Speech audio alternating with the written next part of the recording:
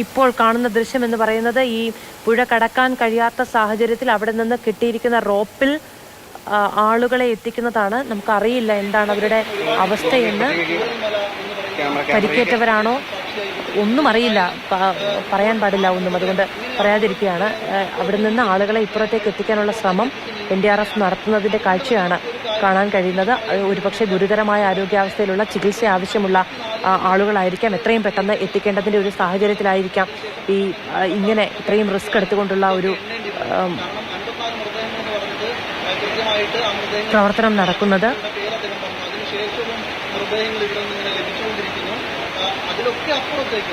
ഒരാളെ പൂർണ്ണമായും ഇപ്പുറത്തേക്ക് എത്തിച്ചിരിക്കുന്ന ദൃശ്യങ്ങളാണ് നമുക്ക് കാണാൻ കഴിഞ്ഞിരിക്കുന്നത്. എങ്ങനെയാണ് ഇത്രമേൽ ദുഷ്കരമായ രക്ഷാപ്രവർത്തനമാണ് അവിടെ ചൂരൽമലയിൽ നടക്കുന്നത് എന്ന് നമുക്ക് ഈ ദൃശ്യങ്ങൾ പറഞ്ഞു തരും.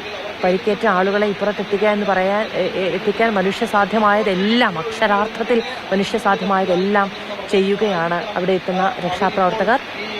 പാലമൊന്നും അവിടെ പുനരാവിഷ്കരിക്കാൻ സാധിക്കുന്നതിന് മുൻപ് അത്രയും നേരം വെച്ചുകൊണ്ടിരിക്കാൻ കഴിയില്ല. മനുഷ്യജീവനാണ് വിലപ്പെട്ടതാണ്. ഒരുപക്ഷെ ഗുരുതരമായ പരിക്കേറ്റിട്ടുണ്ടായിരിക്കാം. ഇപ്പുറത്തേക്ക് എത്തിക്കാൻ ശ്രമിക്കുന്നതിൻ്റെ ദൃശ്യങ്ങളാണ് കാണാൻ കഴിയുന്നത്. ഒരാളെ ഇപ്പുറത്തേക്ക് എത്തിച്ചു കഴിഞ്ഞിരിക്കുന്നു. അതിൻ്റെ ദൃശ്യങ്ങളാണ് പ്രേക്ഷകർ കണ്ടുകൊണ്ടിരിക്കുന്നത്. ചൂരൽമലയിലെ രക്ഷാപ്രവർത്തനം എത്രത്തോളം ദുഷ്കരമാണ് എന്നതിൻ്റെ നേർക്കാഴ്ചയാണ് നമ്മൾ ഈ കാണുന്നത്.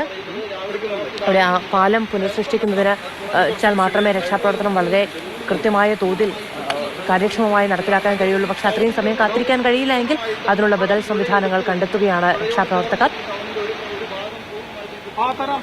ഗോകുൽ വിവരങ്ങളുമായി ചേരുകയാണ്. ഗോകുൽ, എങ്ങനെയാണ് ഈ രക്ഷാപ്രവർത്തനം ഇപ്പോൾ നടക്കുന്നത്?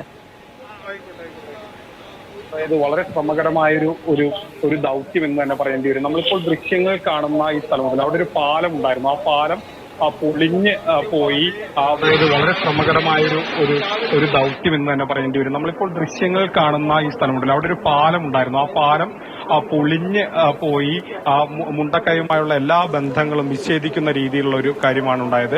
നമ്മളൊരു ദൃശ്യങ്ങൾ കണ്ടു, ഒരു മൃതദേഹം അവിടെ നിന്ന് എത്തിക്കുന്നത്. മൃതദേഹം എന്ന് തന്നെ ഈ ഘട്ടത്തിൽ നമുക്ക് പറയേണ്ടി വരും. കാരണം മറ്റ് ചലനമോ ഒന്നുമില്ലാത്ത രീതിയിലാണ്. അത് സ്ഥിരീകരിച്ചിട്ടില്ല എങ്കിൽ കൂടി നമുക്ക് ഈ ഘട്ടത്തിൽ അങ്ങനെ തന്നെ പറയാമെന്ന് തോന്നുന്നു. ഏതായാലും അത് ഇവിടേക്ക് ഇപ്പുറത്തേക്ക് ചൂരൽപ്പാറയിലേക്ക് എത്തിച്ചത് വളരെ ബുദ്ധിമുട്ട് ശ്രമകരമായ രീതിയിലാണ്. ആരും NDRF സംഘമടക്കം ഈ പുഴയിലേക്ക് ഇറങ്ങാൻ കഴിയാത്ത അവസ്ഥയാണ്. അവരടക്കം കയറ് കെട്ടി അതിലൂടെ ഒറ്റയ്ക്ക് ഈ മൃതദേഹം സ്ട്രെച്ചറിൽ ഇവിടേക്ക് ഇക്കരയിലേക്ക് എത്തിക്കുന്ന കാഴ്ചകൾ നമ്മൾ കാണുന്നു. അത്രമാത്രം ഭീകരമായിട്ടുള്ള കാഴ്ചയാണ്. കാരണം പുഴ കുത്തിയൊലിച്ച് ഒഴുകുകയാണ്. ഒരു ഭാഗം പുഴ അതിന്റെ അതിർത്തികൾ ലംഘിച്ചുകൊണ്ട് തിരിഞ്ഞ് ഒഴുകുന്ന ഒരു സ്ഥിതി വന്നു. ഇപ്പോൾ നമ്മൾ കാണുന്ന ഈ സ്ഥലത്തിന് സമീപം ഒരു സ്കൂളുണ്ടായിരുന്നു, VHSC സ്കൂളാണ്. ഈ സ്കൂളിന്റെ ഇപ്പോഴത്തെ ഒരു അവസ്ഥ കൂടി ഒന്ന് കാണണം. കാരണം ഇടിഞ്ഞ് താഴുന്ന നിലയിലേക്ക് പോവുകയാണ്.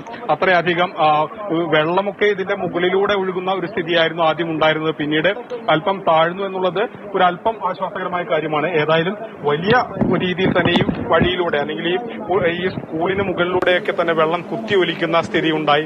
NDRF സംഘത്തിനടക്കം ഈ പുഴയിലേക്ക് ഇറങ്ങുന്നതിൽ ബുദ്ധിമുട്ടുകൾ നേരിടുന്നു. ഏതായാലും താൽക്കാലിക പാലം ഉണ്ടാക്കി അതിലൂടെ മാത്രമേ ഈ മുണ്ടക്കയത്തേക്ക് എത്തി ഒരു പൂർണ്ണ രീതിയിലുള്ള ഒരു രക്ഷാപ്രവർത്തനം മുണ്ടക്കയത്ത് നിന്ന് സാധ്യമാവുകയുള്ളൂ.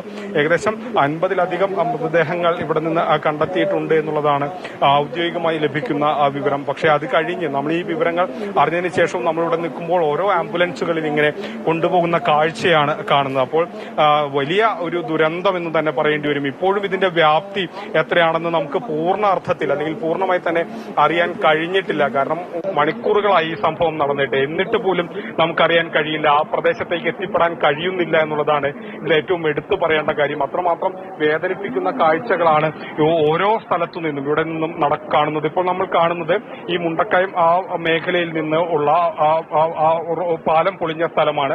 ഇവിടെ നിന്ന് ചൂരൽപ്പാറയുടെ തന്നെ വിവിധ പ്രദേശങ്ങളിൽ നിന്നും ലഭിക്കുന്ന ആളുകളെ അല്ലെങ്കിൽ രക്ഷിക്കുന്ന ആളുകളെ ഈ പുഴയിലൂടെ ഒരു റോപ്പ് കെട്ടി സ്ട്രെച്ചറിലാണ് കൊണ്ടുവന്ന് എത്തിക്കുന്ന ഒരു സ്ഥിതിയുള്ളത്. എങ്ങ് തിരിഞ്ഞാലും ആംബുലൻസുകളുടെ ശബ്ദവും ആളുകളുടെയൊക്കെ തന്നെ കരച്ചിലും അല്ലെങ്കിൽ വിഷമവും ഒക്കെ തന്നെയാണ് നമുക്കിവിടെ കാണാൻ കഴിയുന്നത്. അത്രമാത്രം ഒരു മനസ്സ് മടുപ്പിക്കുന്ന രീതിയിലുള്ള കാഴ്ച എന്ന് തന്നെ പറയേണ്ടി വരും. ഈ നിൽക്കുന്ന ഈ റെസ്ക്യൂ പ്രവർത്തനം നടക്കുന്നതിന് അല്പം സമീപത്തായി ഒരു കെട്ടിടം പൊളിഞ്ഞു കിടക്കുന്നത് നമുക്ക് കാണാം. ആ പൊളിഞ്ഞു കിടക്കുന്ന ആ കെട്ടിടം എന്ന് പറയുന്നത് ആദ്യം ഒരു ശിവക്ഷേത്രമായിരുന്നു. അതിന്റെയൊക്കെ ഒരു അവസ്ഥ ഇപ്പോൾ നമുക്ക് കണ്ടാൽ അത് ദൃശ്യങ്ങളിൽ എത്രമാത്രം പക്ഷെ അവിടെ ഒരു ക്ഷേത്രം ഉണ്ടായിരുന്നു. ആ ക്ഷേത്രം നശിക്കുന്ന ഒരു സ്ഥിതി, അതോടൊപ്പം തന്നെ വീടുകൾ പലതും ഭാഗികമായും പൂർണ്ണമായും ഒക്കെ തകരുന്ന സ്ഥിതി, ഇതിനിടയിലൊക്കെ നിരവധി വീടുകളും ഒക്കെ ഉണ്ടായിരുന്നു, അതൊക്കെ തന്നെ ഒലിച്ചു പോകുന്ന ഒരു സ്ഥിതി. അത്രമാത്രം വേദനിപ്പിക്കുന്ന കാഴ്ചകൾ, പലതും ഭാഗികമായും പൂർണ്ണമായും ഒക്കെ തകരുന്ന സ്ഥിതി, ഇതിനിടയിലൊക്കെ നിരവധി വീടുകളും ഒക്കെ ഉണ്ടായിരുന്നു, അതൊക്കെ തന്നെ ഒലിച്ചു പോകുന്ന ഒരു സ്ഥിതി. അത്രമാത്രം വേദനിപ്പിക്കുന്ന കാഴ്ചകളാണ് ഇവിടെ നിന്ന് കാണാൻ കഴിയുന്നത്. ഇപ്പോൾ നമ്മൾ പലരോടും സംസാരിക്കുമ്പോൾ അവർ പറഞ്ഞത് ഇവിടെയൊക്കെ ചില സ്ഥലത്ത് വീടുകൾ ഉണ്ടായിരുന്നു, പലരും തങ്ങളുടെ പ്രിയപ്പെട്ടവരെ അന്വേഷിച്ച് നിൽക്കുന്നുണ്ടായിരുന്നു. അങ്ങനെയൊക്കെ തന്നെയുള്ള ഒരു സ്ഥിതിയാണ്. ഏതായാലും ഇപ്പോൾ ഈ പാലം നിർമ്മിക്കുന്നതിനുള്ള ജോലികൾ അത് ആരംഭിക്കുകയാണ്. അതോടൊപ്പം തന്നെ ഇവിടെ ഇപ്പോൾ വടം കെട്ടി അവിടെ നിന്നുള്ള, അതായത് ചൂരൽപ്പാറയിൽ നിന്നുള്ള കൂടുതൽ ആളുകളെ കണ്ടെത്തുന്നവരെ, രക്ഷിക്കുന്നവരെ ഈ വടത്തിലൂടെയാണ് സ്ട്രെച്ചറിൽ ഈ കരയിലേക്ക് എത്തിക്കുന്നത്.